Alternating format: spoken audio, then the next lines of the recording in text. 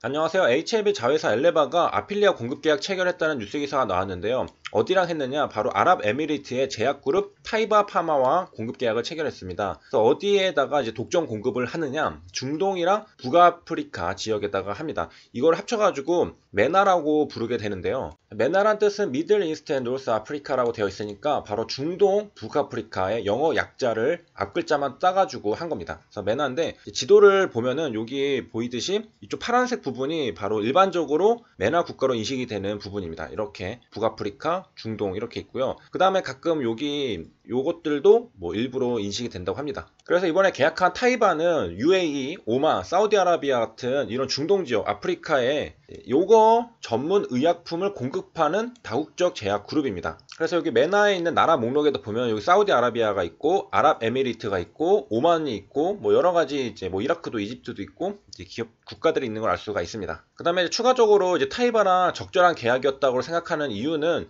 파클리탁셀의 2세대 계량 신약인 아브락산의 판매 경험이 있습니다. 그러니까 2세대 똑같은 거를 이제 판매한 경험이 있기 때문에 3세대 파클리탁셀인 아필리아도 판매하는데 큰 어려움이 없겠죠. 이제 아필리아 같은 경우에는 3월에 오아스미아로부터 권리전을 받았죠. 그래서 유럽에서 요거 치료제로 시판 허가를 받은 약물이고요. 이번 뉴스 기사를 통해서 알 수 있는 내용 중에 또 한 가지는 HLB는 중동과 네트워크가 잘 형성되어 있다는 점입니다. 리보세라닉 같은 경우에는 네오파마랑 조인트 벤처 설립을 추진을 했었고 그 다음에 이번에는 바로 타이바와 판매 계약을 맺기도 했습니다. 그래서 이제 타이바 파마는 이제 소속이 어디냐? 아랍에미리트 제약그룹입니다. 지도로 보면은 여기가 이제 중동이잖아요. 사우디아라비아가 가장 크게 있고 요 위에 이라크, 그 다음에 여기 바로 오른쪽에 아랍에미리트가 있습니다. 그다음에 오만이 여기 있네요. 그래서 요 세 개에 지금 이제 타이바는 이제 공급한다는 게 뉴스 기사를 통해서 알려져 있죠. 그 다음에 북아프리카도 있으니까 이쪽에 보면은 뭐 알제리, 리비아, 이집트 이렇게 또 있고요. 이렇게 계약을 하면서 이제 엘레바는 이제 메나와 뭐 독일, 유럽을 시작으로 글로벌 전역에 아필리아를 출시할 계획이라고 합니다. 현재는 러시아 일부 북유럽에서 판매 중인데 점점 확장을 해나가고 있는 모습이고요. 3세대 계량 신약인 아필리아는 파클리탁셀이잖아요. 3세대. 유사 분열 억제제입니다. 세포 분열을 막아서 요거를 죽인다. 그래서 부작용으로는 뭐 백혈구 감소, 탈모, 느린맥 등이 있다고 하고 이제 파클리탁셀, 탁솔이라고도 합니다. 여기 보면은 우리가 알고 있듯이 이걸로 이제 승인을 받았었잖아요. 근데 뭐 요거 관련한 카포시 요거에 대해서 치료를 하는 겁니다. 이게 뭐냐면요. 바이러스에 의해 가지고 피부나 기타 장비에 발생하는 내피세포 기원의 드문 요거라고 합니다. 이렇게 생겼고요. 이 형태는 방추형이라고 하는데요. 방추형이란 모습은 인구 피라미드 종류를 볼 때 나온 적이 있었습니다. 요게 이제 피라미드, 종령, 그 다음에 방추형이 이렇게 생겼죠. 이게 방추형인데요. 실제 방추는 어떻게 생겼냐? 요게 이렇게 생겼습니다. 방적기의 방추 이렇게 생겼는데 실에 꼬임을 주면서 이 목간등에 감는데 필요한 이제 축입니다. 축. 한마디로 스핀들, 실을 뽑는 도구이고요. 어쨌든 형태는 뭐 방추형이다라는 것이고 이게 어디서 기원했느냐? 림프관의 내피세포로 생각된다라고 하는데요. 림프관은 우리가 알고 있듯이 림프액이 흐르는 관입니다. 그래서 우리 온몸에 이렇게 분포를 하고 있고요. 자세히 들여다보면은 여기는 이제 세동맥, 세정맥, 이제 핏줄, 혈관이고요. 그 다음에 이 초록색이 보이는 게 바로 림프관입니다. 모세 림프관도 있고, 여기 모세 혈관도 있고. 그래서 여기 보면은 이제 림프관에도 역류 방지를 위한 판막이 이렇게 있는 것을 확인할 수가 있네요. 자, 그래서 요거 치료하는데 쓰는 게 파클리탁셀이라고 되어 있잖아요. 요거는 이제 매우 드물고 성장이 느려서 비교적 경과가 양호한 질환으로 인식이 되어 왔다라고 합니다.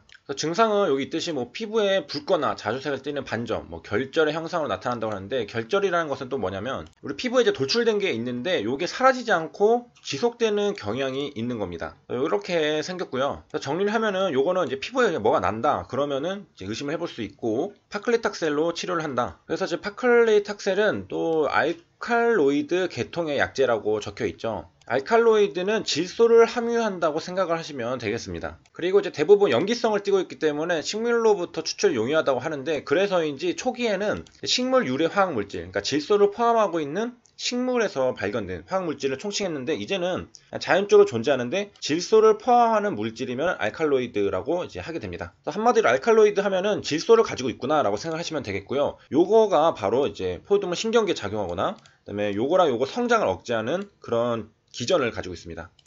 식물에서 추출하기는 쉽지만은 식물뿐만 아니라 뭐 박테리아, 균류, 동물 등 대부분 생물들이 만들어낸다고 하고요. 연결이 안 될 수도 있는데 이 식물이라 생각했을 때 우리가 파클리탁셀 같은 경우에는 어디서 추출했죠? 그 나무 있잖아요. 주먹나무인가? 아무튼 거기에서 추출해가지고 만든 게 바로 파클리탁셀입니다. 그런 관점에서 이 알칼로이드를 바라보면은 좀 이해가 될 수가 있겠습니다. 식물 이야기가 나와서 조금 더 이어가 보면은 이제 대부분 동물은 움직일 수 있지만 식물은 움직일 수 없잖아요. 그래서 천적에 대해서 자신을 보호하는 방법 중에 하나라고 생각을 할 수가 있는데 바로 이제 식물에 알칼로이드가 존재를 하고서 요거를 이제 동물에 대해서 강한 생리작용을 일으키게 됩니다. 그러니까 동물이 이제 식물을 뭐 먹으려고 할 때 먹게 되면은 중추신경계가 자극을 받고 뭐 독성이 높아가지고 식물은 살아남을 수가 있죠. 그래서 이제 사람이 먹을 때는 대부분 매우 쓰다라고 합니다. 이게 알칼로이드의 작용. 그 다음에 이제 중추신경계 자극한다고 했잖아요. 그래서 마약, 환각작용 일으키는 것도 알칼로이드입니다. 그래서 재밌게도 이제 종류를 보면은 우리가 잘 알고 있는 것들 중에 알칼로이드가 많이 있습니다. 니코틴, 카페인, 코카인, 모르핀 전부 다 알칼로이드 종류고요. 잎에 많이 있는 것 같은데 일단 니코틴 같은 경우에도 만들어지는 건 뿌리인데 잎에 축적이 된다고 하고요. 우리가 코카인 하는 그것도 코카나무 잎에서 나오는 건데 요게 바로 코카 알칼로이드입니다. 요거는 이제 뭐 약초로도 쓰이고 국소 마취약으로도 쓰인다고 하는데 이것도 역시 잎에 있습니다. 자, 그 다음에 이어서는 이제 타이바 같은 경우에는 아브락산 판매 경우 있다고 했잖아요. 그래서 좋은 약들만 골라서 계약을 맺어서 판매를 하는 게 아닐까 생각을 해보는데요. 뉴스 기사를 하나 보면은 이제 파클리탁셀이라고 다 같진 않아 해서 차원이 다른 아브락산이라는 내용이 있습니다. 그래서 무슨 내용인가 보면은 아브락산 같은 경우에는 뭐 이런 기술을 이용해서 알부민과 결합시킨 제제입니다. 그래서 계량 신약이죠.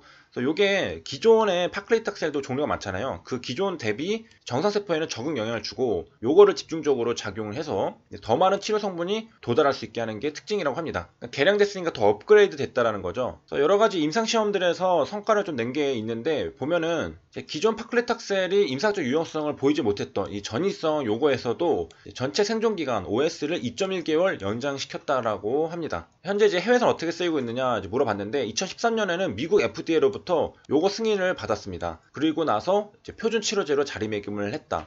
한 적응증에서 표준 치료제로 자리매김했다는 것은 입지가 단단하다는 것을 알 수가 있겠고요. 그 다음에 미국 NCCN 가이드라인에서도 아브락산이랑 이 제시탑의 병용요법을 1차 치료제로 권장하고 있다고 합니다. 그리고 이 비소세포 쪽에서도 기존 파클리탁셀을 대체할 수 있는 옵션으로 제시되고 있다고 합니다.